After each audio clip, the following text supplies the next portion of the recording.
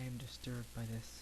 My friend left me with this, and I can't stand it any longer. The woman in the painting is coming for me.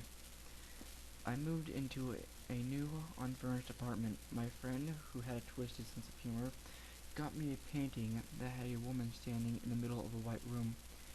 It was his joke that I had never had a woman live with me. I hung it over the television and didn't think much of it.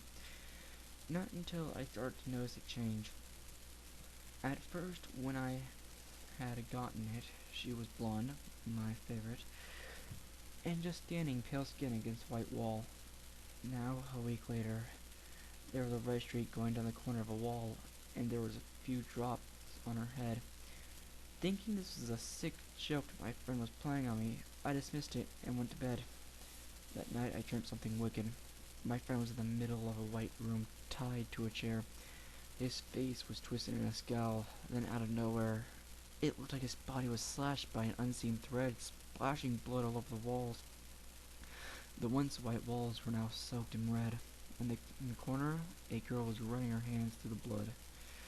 I woke up with a jolt and tried to lay down. I couldn't go back to sleep, so I decided to go downstairs and watch TV. As I turned it on, I noticed that there was liquid running down the walls. I looked up the wall to the painting, which was now dripping. I walked up to it, and saw that the liquid was red. The walls were splattered with blood, and the girl's hair was crimson. I ran back to my room and covered my head with the blanket and lay down. I awakened the next morning with no recollection of the previous evening. I went downstairs to get some breakfast. Once my foot hit the floor, I don't know what happened, as it sank to the carpet with a squish. I looked up to find my friend on the couch, and the painting had changed again. Her hand was now running up the wall, her fingers as to intertwine with the blood. Her head turned around to face me, her eyes burned me, the color as red as the blood on the walls. The walls of my apartment started to bleed, and the screaming was heard. She started to walk closer towards me. She put her hands up to the painting, and it went through.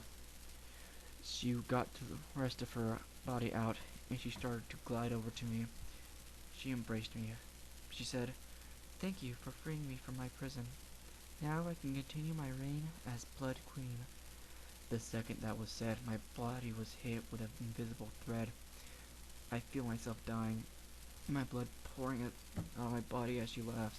"If I don't finish this, watch,